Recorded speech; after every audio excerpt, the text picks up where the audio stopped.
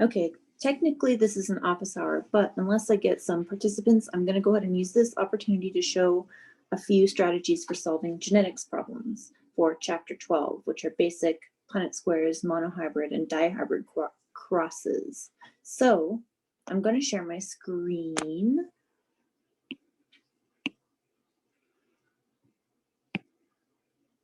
Takes always a minute. Okay.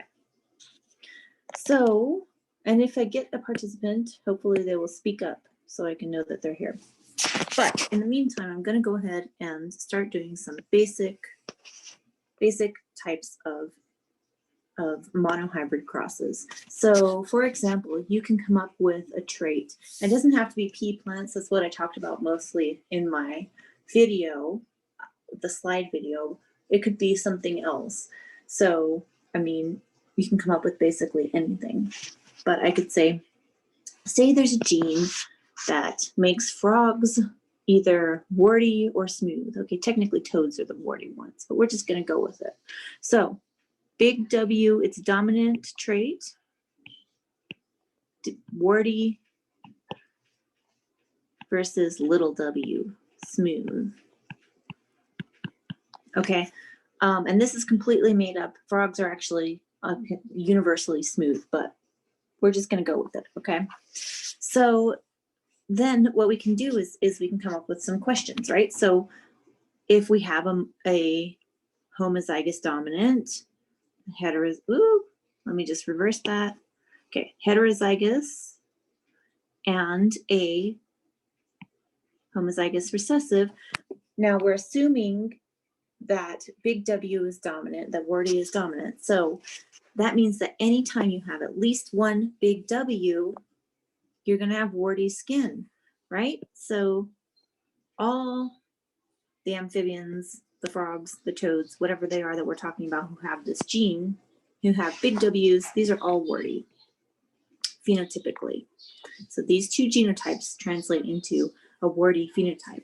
All that are not warty have little w, the homozygous recessive condition, right? Okay, and so you can come up with questions like if we have, say that we have a male frog that is a heterozygote, okay, we say it's a male heterozygous frog, and we want to cross that with a female, and let's say she is little w, right? What do? We make a Punnett square. Okay, and we put the possible gametes given by each parent, right? This is the female, on the sides of the square, right? And so what can the father give down? He can give down a big W or a little w. Now, mom only has one choice, regardless of which of these little w's she's giving down, it's always a little w. And in this kind of case, you can actually shorten your Punnett square, right? Because, okay, say you're going to put dad across the top. He has big W and little w. Mom only has little w. So you could write it like this. But you also know that if it's only little w's that she's giving, it's going to be identical, right? The row and this row are going to be identical, right? So it's going to be big W, or little w, and then big W, and little w, right? The top and the bottom are the same. Why? Because they're just repeating on this row the information from the top row, right? So technically you could do this Punnett square with just, I'm moving my screen up here, with just a 1/2 Punnett square, right? So you can go like this. You can just, instead, you could have set it up as this, right? With a little w, big W, because the proportion is going to be the same. Oops, rewind. Okay, so here we have big W, it's half and half, right? My pen got a little crazy there. All right, so we have the proportion of offspring from these two parents. They are going to either have they have about 50% big W, little w, and 50% little w, little w. So 50, and phenotypically this translates the same, right? 50% are warty and 50% not warty. Okay. You could also write this as 2/4 or 1/2, right? These are different ways that you could write this genotypic ratio. 50%. Okay. I'm just going to check back into the Zoom and see if I have any participants. Oops, I don't know what that's doing. Okay. Do I have anybody? Nope, it's just me. All by myself. All right, so I'm going to do another example, okay? And you can talk about, I'm going to do a different color to separate my problems here. So there's a type of albinism that comes from it's called achondroplasia. I'm sorry, not albinism, it's a dwarfism. Achondroplasia, and it's a dominant trait. So any individual who has at least one copy of big A, so big A blank, what does big A blank mean? Big A blank means the genotype is either this, big A, or big A, little a. Big A blank, and this means that if they have at least one copy of big A, then they are going to have this particular type of dwarfism, okay? So anybody who is regular height has little a for this gene. That includes me, that might include you, or most of the students in this class probably are normal height, right? So all of us are homozygous recessive.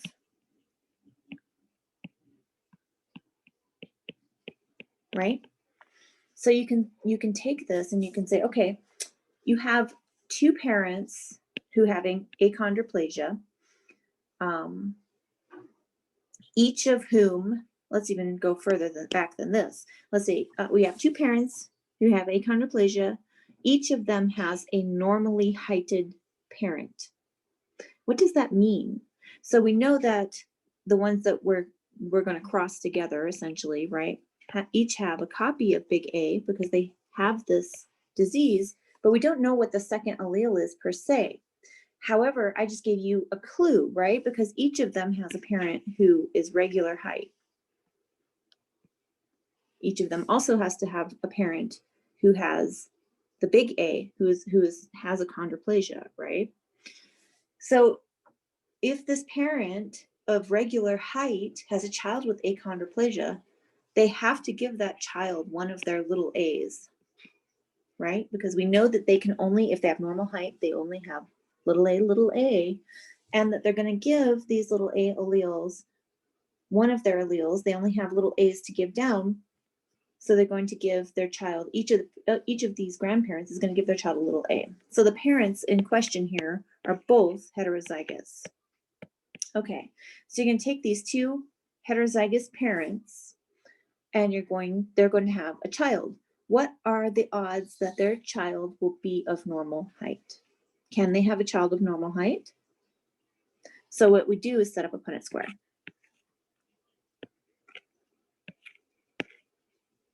Right? And so what do we do when we set up a Punnett square? We take each of the possible gametes with regards to this gene and we line them up, right? So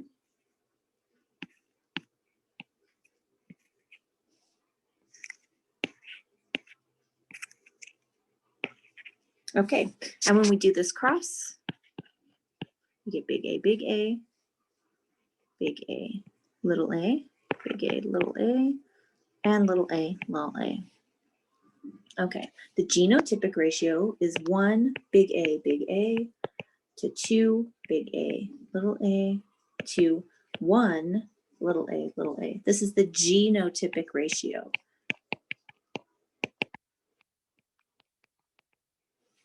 The phenotypic ratio.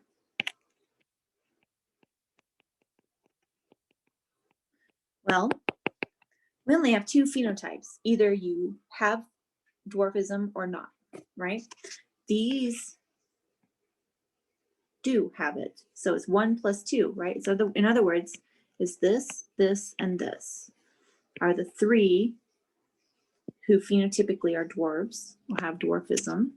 And then the one normally heighted individual, right? So that illustrates again the difference between genotype and phenotype, genotypic ratio and phenotypic ratio. If you know the genotypic ratio, you can figure out the phenotypic ratio. What about in humans, a condition that has a recessive inheritance, right? So you have to have two recessive alleles. A lot of diseases like cystic fibrosis or sickle cell that stay in the population have this kind of inheritance where you have to have two copies. You have to be homozygous recessive to have the disorder. So what happens is that parents can be, or people in the family can be carriers of this gene for many generations without anybody having the gene or having the condition show up, right? But ultimately, eventually, it sometimes will pop up. And so let's look at something like cystic fibrosis. Okay, so cystic fibrosis, anyone who has cystic fibrosis has little c allele. And cystic fibrosis is a disease that's what it's caused by is caused by having malfunctioning chloride ion transport proteins. And so what you wind up with is an inappropriate buildup of fluid and mucus in the lungs in particular. So little c is for cystic fibrosis. The disease, which is caused by like a malfunctioning chloride ion.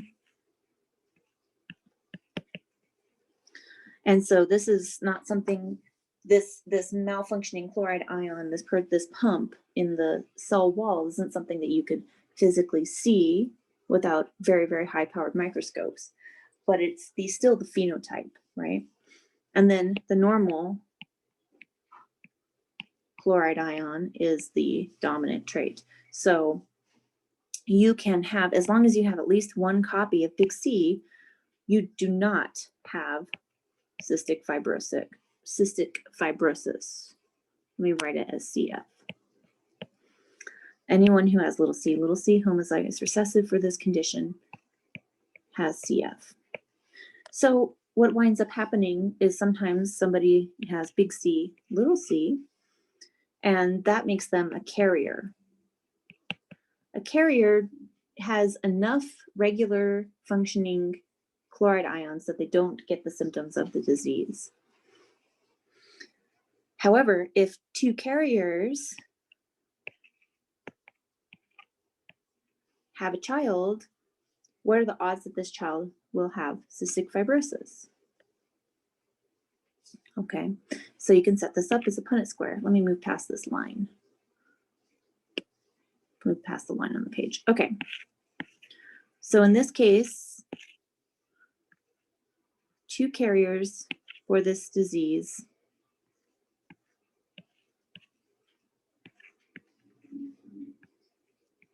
okay, as long as you have a big copy, a big allele, one functional chloride ion gene, then you're not going to manifest this disease.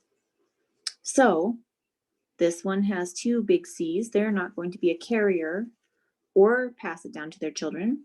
And these two have one copy, but they're carriers. Okay, 50% chance that you'll be a carrier. So 1 out of 4, right? Basically 25% chance that your child will have cystic fibrosis. 50% that they'll be a carrier. Okay. And again, a carrier isn't necessarily going to manifest this disease. Just checking back in the Zoom to see if I have anybody. Nope. Okie dokie, we'll keep going then. Okay. So you can also set up, now the problems that I've done already have been monohybrid crosses, but you can also set up a dihybrid cross. Okay, so let's jump into this. Let's say that we want to look at two traits together. Let's go back to our pretend frogs. Okay, W, big W for wordy, little w for smooth. And let's say there's another coloration gene. Okay, so big B, dominant for blue. These frogs tend to be blue. And little b makes them pink. This is a totally made up species. This is nothing that actually exists to my knowledge. And we're going to take parents who are dihybrid for both. So they're heterozygotes for both genes.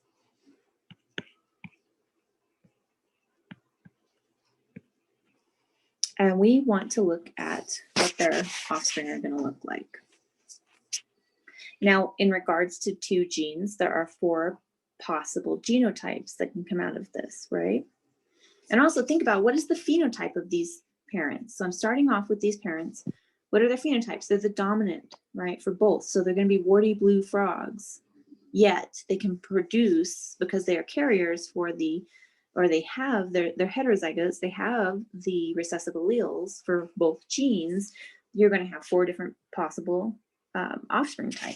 So when you're setting up a Punnett square, the first thing you have to do is think about the alleles that each parent can give down. And with regards to these 2 genes, these parents can give down a big W with a big W with little b, little w with big B, little w with little b. I think of this as sort of like doing FOIL for math, right? The FOIL process where you first, outer, inner, last, right? You want to make sure that you consider all possibilities. So again, that was big W with big B, big W with little b, little w, big B, and little w, little b. Okay, and it's the same for both parents, right? They both have the same genetic setup. Oops. Reverse that. Okay. All right, so we know that both these parents have the same things that they can give to their offspring, right? Big W, big B, big W, little b, little w, big B, and little w, little b. Okay, so I'm going to set up this big, giant cross.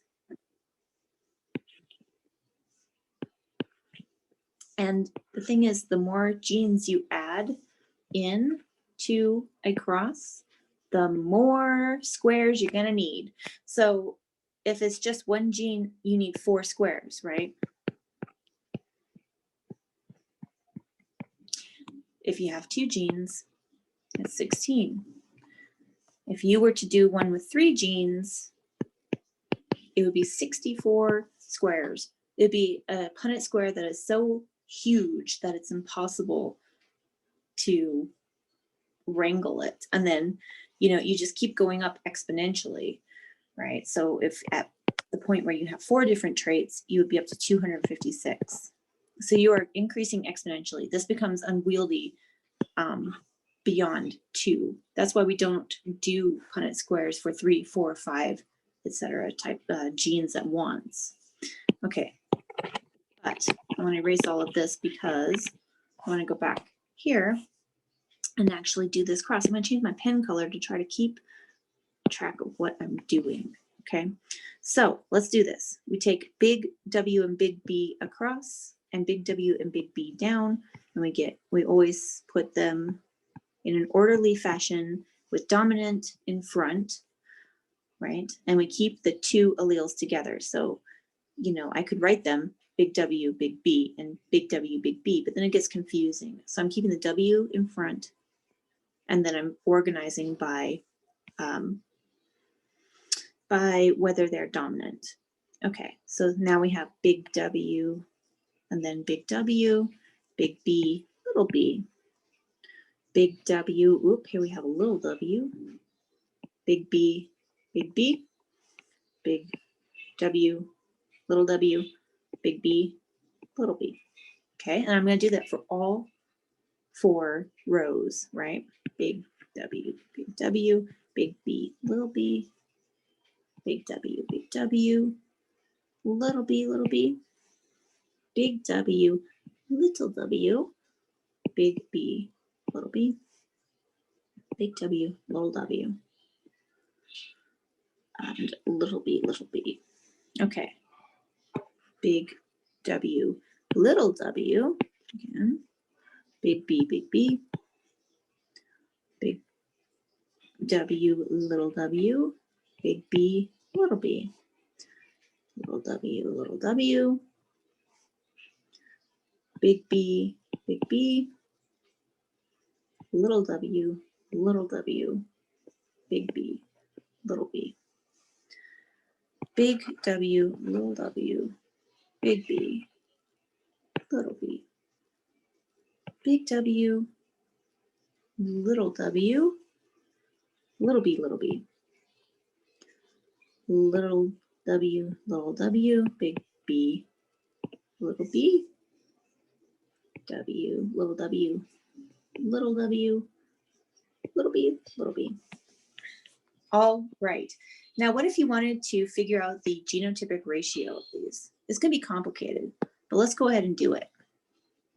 Genotypic ratio. Okay, you have to know what all the different possible genotypes are, and there's many in here, right? So let's just start with this. I'm going to tally up each type. Okay, so I've got up in the upper corner, big W, big B, big B. Okay, I've got big W, big B. Whoops, reverse that. Big B, little b. I've got that here, and I've got that here. So I'm going to say, okay, so there's one of those, there's 2 of those so far. And then I've got big W, little b. Got one of those so far right here that I'm counting. Here's big W, big B.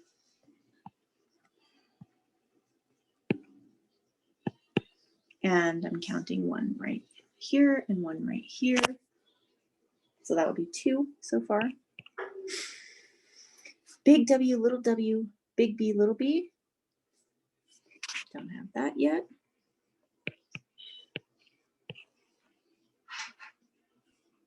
Do I? No, I do not. Okay, so I've got one of those here. I've got one of those here. I've got one of those here and here. So that's 4 of those.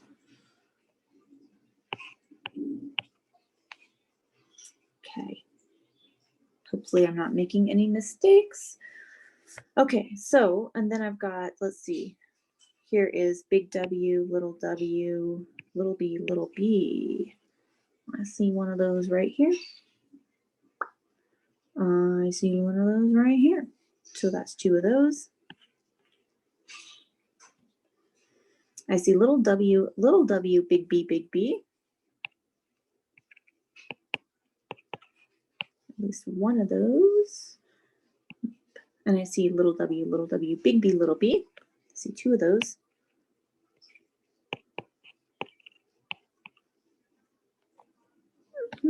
And finally, I see little w, little b. Okay, so this is a huge genotypic ratio, right? You have 1 of those to 2 of those to 1 of those to 2 of those to 4 of those to 2 of those to 1 to 2 to 1, right? That's a lot. But remember, there are only 4 possible phenotypes, right? I'm going to write these in a different color because what the heck not? Why the heck not? Okay. Pheno ratio, right? We only have 4 possible phenotypes we have either. So remember up here, warty, smooth, blue, or pink, right? Big W's are warty. So we have warty blue. That will be our homozygous dominant. We have warty We have warty pink. Okay. We have smooth blues. And we have smooth pink. Okay. And you probably already know what the answer is in terms of what we expect to find for how many warty blue frogs, how many warty pink, smooth blue, and smooth pink. But let's just do a proof of concept. Okay, so warty and blue. This one has a big W and a big B, so there's at least one of those. This one has big W and big B. We can add two more.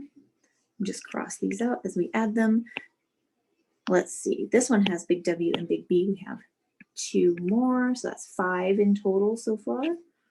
This one has big W and big B. Oop, we're adding 4 more. 1, 2, 3, 4. So 9 here in total. Okay. Now we have big W's with little b's. Those will be warty, but they'll be pink in color, right? So we have 1 here. We have warty pink, warty pink, warty pink. Let's see. And we have 2 more right here. Ah, there's our 3, right? Let's look for smooth and blue now. Okay, I counted those. So smooth and blue. Smooth would be little w, but with big B's, right? There's our 3 right there. And we only have 1 of the smooth and pink types of frogs, right? So we just proved our 9 to 3 to 3 to 1 ratio, right? And you can write these a little more neatly, right? Okay, we just tallied them up to prove to ourselves that this is, in fact, the ratio that we expect, right? Okay, so we got 9 to 3 to 3 to 1. It's a huge, big problem. I recommend doing it in such a way that you're able to cross out like the way that I have done it. And you can do your genotypic ratios first, and that sets you up to be able to figure out your phenotypic ratio.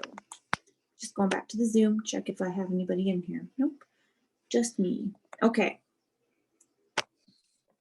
I think for now, I'm going to stop this video before it gets too long, and then I will post this up in Brightspace for you.